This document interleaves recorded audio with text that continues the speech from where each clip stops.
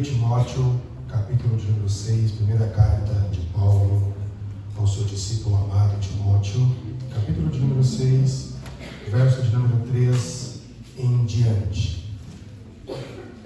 Diz assim: se alguém ensina alguma doutrina e se não concorda com as sãs palavras de nosso Senhor Jesus Cristo e com a doutrina que é segundo a piedade, é soberbo e nada sabe, mas delira acerca de questões e contendas de palavras das quais nascem invejas, porfias, blasfêmias, suspeitas malignas, perversas contendas de homens corruptos de entendimento e privados da verdade, cuidando que a piedade seja causa de lucro. Aparta-te dos tais. De fato, grande fonte de lucro a piedade com o contentamento, porque nada trouxemos para este mundo, e manifesto é que nada podemos levar dele. Tendo, porém, sustento e com o que nos cobrirmos, estejamos com isso contentes. Mas os que querem ser ricos caem em tentação e em laço e em muitas concupiscências loucas e nocivas, que submergem os homens na perdição e ruína, porque o amor ao dinheiro é a raiz de toda espécie de males, e nessa cobiça alguns se desviaram da fé e traspassaram a si mesmo com muitas dores. Queridos, alguns domingos atrás eu comecei uma nova série conversando com os irmãos. Isso também foi no culto da noite, não foi no culto da manhã, onde nós falamos um pouquinho sobre o novo tema, prosperidade. Aí, infelizmente, eu fui acometido de uma crise alérgica, onde isso afetou as minhas cordas vocais. Fiquei quase 15 dias sem falar, então por isso eu tive que dar uma pausa na continuidade deste tema. Mas eu disse aos irmãos que no final do ano passado, quando eu estava na minha solitude, orando, pedindo a Deus alguma coisa, uma luz, para que nós pudéssemos conversar esse ano, refletir esse ano, aprender esse ano, então dois temas emergiram em meu coração. O primeiro tema que emergiu em meu coração, para que nós discutíssemos e refletíssemos e aprendêssemos, foi a dualidade. E nós falamos sobre dualidade. Foram cerca de 10 subtemas em cima do assunto dualidade, e tratamos sobre o assunto por dualidade. Nós havíamos conversado, havíamos estudado, refletido que a dualidade é aquela guerra dentro de nós mesmos, a natureza carnal contra a natureza espiritual. Foram 10 subtemas acerca do assunto.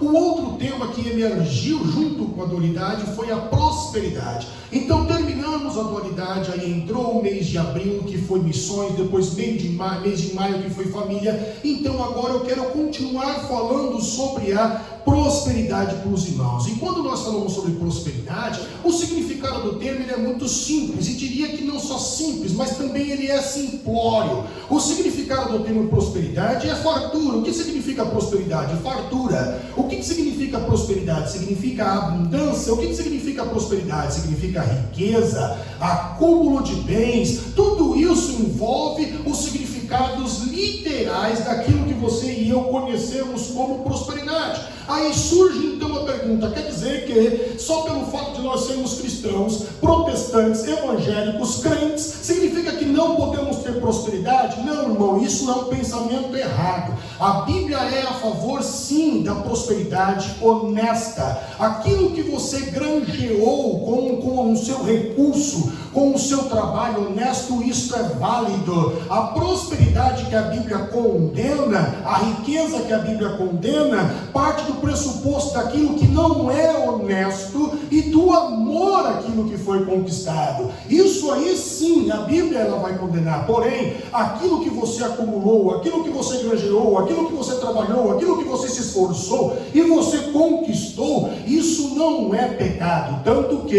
em Provérbios capítulo de número 13 e verso de número 11, Salomão assim diz: a riqueza de procedência vã, desonesta, vai diminuir, ela diminuirá, mas quem ajunta com o próprio trabalho, a aumentará. Então, se você chamar Deus para fazer parte da tua vida, Deus para fazer parte dos teus negócios, Deus para fazer parte da tua contabilidade, você pode ter certeza absoluta que só tem a prosperar, só tem a evoluir, a crescer e a desenvolver. Aquilo que não faz parte do caminho da justiça, aí sim, esse vai diminuir, esse não se sacia, pois aqueles que estão nesse caminho corrupto, você pode perceber que nunca se farta e nunca tem nada, está sempre tentando tirar dos outros e nunca tem nada, porque é desonesto, mas aquilo que é honesto vai prosperar, vai crescer, desenvolver, e você sim será próspero nesse quesito. Agora, um dos problemas que eu encontro dentro do item da prosperidade está no verso de número 5 de 1 Timóteo, capítulo de número 6. Quando Paulo, no final do versículo, ele diz assim, cuidando que a piedade seja causa de lucro. Aqui eu encontro um problema no tema prosperidade, no assunto prosperidade. Porque quando eu olho para Paulo escrevendo isso para Timóteo, eu percebo que Paulo passou por algo análogo que nós passamos ainda hoje. Entretanto, o que nós passamos hoje é muito mais evidente por causa das redes sociais. Hoje não dá para esconder mais nada. Tudo que nós falamos, tudo que nós fazemos é postado. E até aquilo que nós não fazemos parte do contexto. Se você passou no meio, passou atrás de alguém, você ficou registrado na história, na foto de alguém. Então hoje tudo é registrado. Mas Paulo, ele passa por algo que é análogo ao que você e eu passamos e vivemos ainda hoje. O que é que Paulo passou lá, que continua aqui ainda hoje? Homens dentro do cristianismo, dentro da cristandade, dentro da irmandade, que fazem da piedade lucro. Esse tipo de homem, ou esses tipos de homens, eles fazem um mercado da fé. Eles vendem a fé. Eles compram a fé.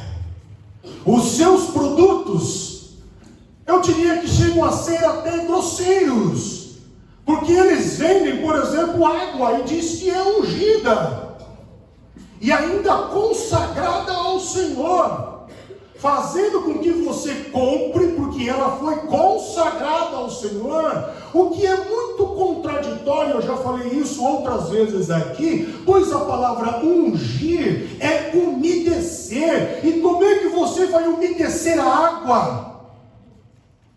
É algo contraditório, por isso que Tito chega a ser grosseiro, estúpido. Vendem óleo, alguns vendem arroz da multiplicação, outros sabonetes que vão curar as suas chagas, lenço que foi secado o suor do bispo, do apóstolo, uma rosa perfumada que vai espantar os maus olhares, os ciúmes, a inveja de dentro da tua casa. Ludibriam pessoas, são homens que estão ludibriando pessoas sofridas. Aproveitam da fraqueza, do sofrimento de pessoas para poder comercializar a fé. São produtos que supostamente são místicos e de Deus não possuem nada. Isso é comércio da piedade. Isso é comércio da fé. E Paulo diz a Timóteo para tomar cuidado com estes que estão fazendo da piedade um comércio. E a piedade, em nenhum momento, ela deve ser comercializada. E o que é a piedade? Piedade é a devoção, o amor às coisas que são sagradas. Então você é um devoto, você é um dedicado, você ama as coisas de Deus, logo você é um piedoso. O piedoso também é aquele que possui compaixão por alguém. O piedoso ou a piedade ainda é a inocência empática e espiritual de alguém contra outro alguém. Eu vou repetir, o que é piedade? A piedade é a inocência empática e espiritual de alguém em relação a outro alguém, ou seja, você se torna um devoto generoso, sente a dor do outro, por isso empatia e caminha e trabalha em prol do outro. Isso seria piedade, e isso não deve ser comercializado, isso não deve ser fonte de lucro. Porque o corpo do Cristo, a igreja do Senhor, em nenhum momento ela é, em suma, uma instituição. Aqui, pela lei dos homens, nós temos um CNPJ, estamos dentro de uma constituição, mas o corpo de Cristo, ele é transcendental, ele não é para lucrar, a não ser com almas. Jesus vira para alguns apóstolos e diz: olha, agora eu quero que vocês façam o seguinte, deixa as redes aí e venha após mim, que eu vou fazer de vocês pescadores de homens. O reino de Deus, ele é transcendental. A piedade não deve ser trocada pelo dinheiro. E o interessante de falarmos sobre o dinheiro é que Paulo também faz um alerta ao jovem pastor Timóteo, no verso de número 10 de 1 Timóteo 6, ele diz assim: porque o amor ao dinheiro é a raiz de toda espécie de males. E nessa cobiça alguns se desviaram da fé e se traspassaram a si mesmos com muitas dores. E quando falamos do dinheiro, não devemos ter vergonha de falar do dinheiro. Eu sonho com um momento, irmão, em que nossa igreja, não sei se isso um dia eu vou realizar, mas eu gostaria muito de tirar o quadro da nossa igreja, eu vou chamar de quadro, o momento em que falamos de dízimos e ofertas. Porque há quanto tempo você é cristão e quanto tempo você ouve sobre dízimos e ofertas e ainda não aprendeu o princípio? Eu acho que está na hora da gente já virar a página. Quem dera um dia fôssemos crentes maduros, cristãos maduros, que não precisasse mais de falar sobre dízimos e ofertas. Você simplesmente doa, porque você entendeu o princípio. Mas não, como nós não aprendemos o princípio, então é necessário fazer o quê? Só que infelizmente isso remete, demonstra para nós que ainda não estamos aperfeiçoados ou maduros nessa área. E quem dera, e oxalá que a nossa igreja, ela venha a ser uma das primeiras, onde nós não precisamos, essa igreja não fala de dízimos e ofertas, não fala porque todo mundo já compreendeu o princípio, já entendeu que ofertar também faz parte do culto. Então quando eu olho para Paulo e quando eu olho para a Bíblia fala de dinheiro, e não temos que ter vergonha de falar de dinheiro. A Bíblia fala do dinheiro e ela fala com muita liberdade, com muita ênfase em relação ao dinheiro. Ela não é cautelosa, ela não fala como algo subliminar, ela não fala como algo escondido. Pelo contrário, é muito patente, é visível aos olhos de qualquer um que lê as Sagradas Escrituras. A Bíblia fala de dinheiro, a Bíblia fala de oferta, a Bíblia fala de primícia, a Bíblia fala de riquezas, a Bíblia fala de trabalho honesto, a Bíblia fala da riqueza bem adquirida, da riqueza mal adquirida, a Bíblia fala com cuidado da luxúria, com cuidado da prosperidade, a Bíblia fala de tudo isso. A Bíblia trata a questão do dinheiro. O problema é, devemos ter um cuidado com o dinheiro. E quando é que devemos ter um cuidado com o dinheiro? E Paulo diz no verso 10 de 1 Timóteo 6, porque o amor ao dinheiro. Então quando é que devemos começar a ter cuidado com o dinheiro? Quando nutrimos sentimentos pelo dinheiro.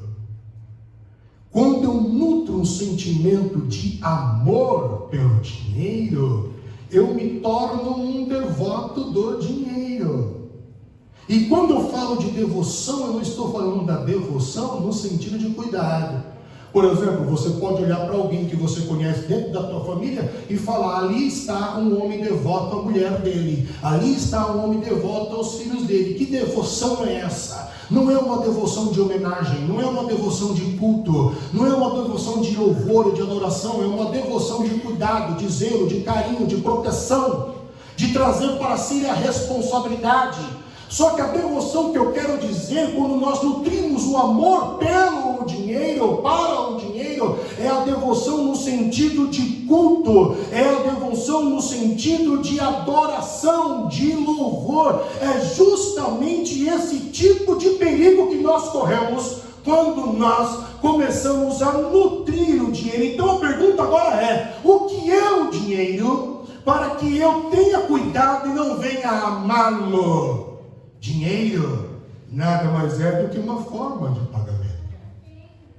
Se você não faltou naquela aula de história, no 7º ano, ou 2º ano do ensino médio, você sabe que tem aquela disciplina dentro da aula de história que vai falar sobre o período medieval, onde o sistema socioeconômico na Europa era o chamado feudalismo.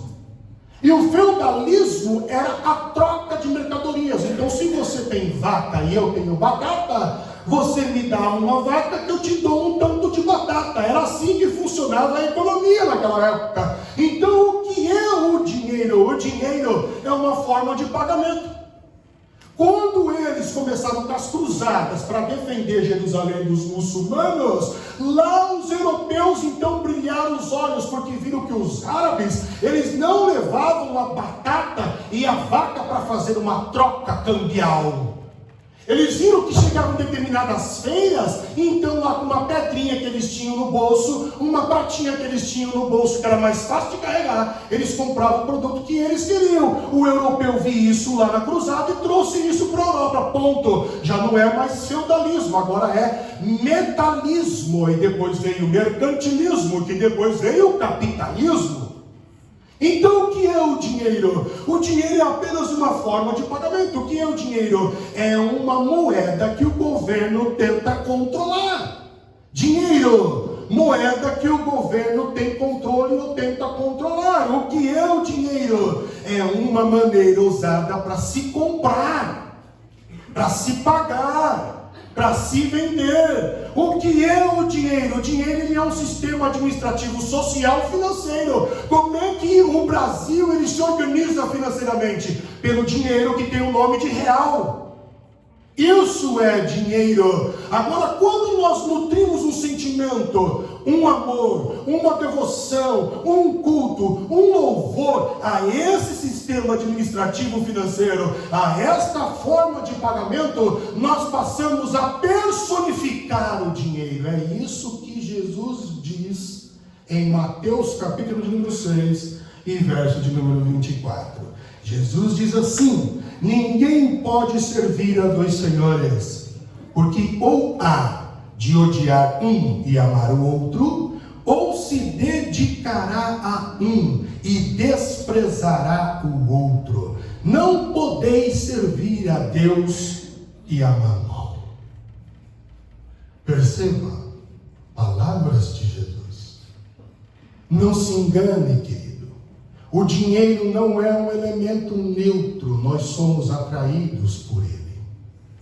Se você encontra uma moeda de 10 centavos, 5 centavos, 25 centavos, 50 centavos, de R$1, uma nota de 2, uma nota de 5 no chão, você e eu somos compelidos automaticamente, de forma instantânea, programada em nosso cérebro, agachar e pegar. Neutro é um copinho de plástico no chão, uma garrafinha de plástico no chão, que você está andando, e aí de um lado tem o dinheiro, do outro lado está a garrafinha, está o copinho de plástico, onde você olha, nossa, uma garrafinha de plástico, que linda, e não é todo dia que você acha uma garrafinha dessa, eu vou pegar e vou guardar. Quem é que você já fez? Você já viu fazer isso com um copo de plástico? Copo de plástico é neutro. Dinheiro não é neutro. Dinheiro tem o poder de nos influenciar. Jesus é tão enfático quando fala do dinheiro que Jesus chama o dinheiro de Senhor. A mesma palavra atribuída a Deus, o Pai, Senhor, também é atribuída ao dinheiro. Jesus não só chama o dinheiro de Senhor, como Jesus dá um nome para esse Senhor. Tem uns que estão seguindo aí a Mamon. E esse Senhor, ele faz promessas excepcionais, maravilhosas, mas ele também faz exigências absurdas. Jesus ainda, além de chamar de Senhor e dar um nome para esse Senhor, Jesus ainda diz que esse Senhor, ele é concorrente de Deus. Deus tem concorrência. A primeira concorrência, o primeiro concorrente é o dinheiro. O segundo concorrente é o sexo. E o terceiro concorrente é o ego. O nosso ego brinca de ser Deus e quer ser Deus e quer ter autonomia. O sexo fala mais alto em nossa vida. E o dinheiro também fala mais alto em nossa vida. Todos podem se tornar um Deus. Todos podem disputar o trono em nosso coração, em nossa vida. Todos. Então não se engane. Dinheiro não é neutro. O dinheiro seduz. O dinheiro de fato sim te influencia. Então pergunta: qual é a verdadeira prosperidade, pastor Rodrigo? E as palavras, a resposta para essa pergunta está nas palavras de Paulo no verso de número 6 de 1 Timóteo 6, onde Paulo diz assim: de fato, grande fonte de lucro, a piedade e o contentamento. Repito, de fato, grande fonte de lucro, a piedade e o contentamento. Ou seja, o que é a prosperidade na linguagem de Paulo? Piedade. Quando nós falamos alguns domingos atrás, na escola de Salomão, nós aprendemos que prosperidade é sabedoria. E aí veio outro professor chamado Jesus Cristo, e na história de Jesus nós vimos que a prosperidade nada mais é do que tesouros que são ajuntados no céu. Então quem é o próspero para Salomão? O próspero é o sábio. Quem é o próspero para Jesus? O próspero é aquele que ajunta tesouro no céu. Agora nós estamos na aula de Paulinho, e na aula de Paulinho então a mesma pergunta é boa: o que é a prosperidade? O Paulinho diz: a prosperidade, o que traz lucro é a piedade e o contentamento. E quem é o próspero, Paulo? O próspero é o piedoso. O próspero é aquele que é contente. Esse é o verdadeiro próspero. Bens, riquezas, dinheiro, tudo isso é um agrupamento, uma fusão de uma boa administração, de um controle, de uma contabilidade, de chamar Deus para participar da sua organização pessoal e financeira, atrelada a uma generosidade, ou seja, tudo aquilo que você tem, você vai compartilhando e você vai doando, e aí Deus vai mandando mais para você. Por que Deus vai mandando mais para você? Porque a sua mão é aberta, o dinheiro não te controla. Eu gosto da frase que diz assim: você só possui o que doa.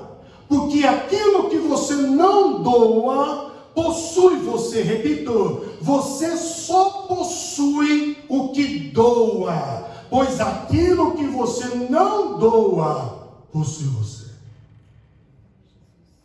Você não consegue abrir mão do carro, possui você. Você é escravo.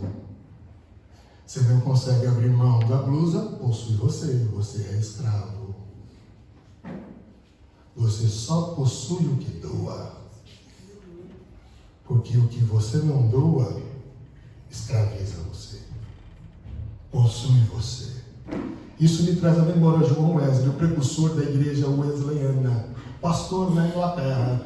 Ele dizia que assim que o dinheiro caía na igreja, chegava na mão dele, ele criava um meio de mandar esse dinheiro fora, jogar esse dinheiro para fora, usar esse dinheiro de alguma maneira, para que ele não corresse o risco de ser influenciado pelo dinheiro.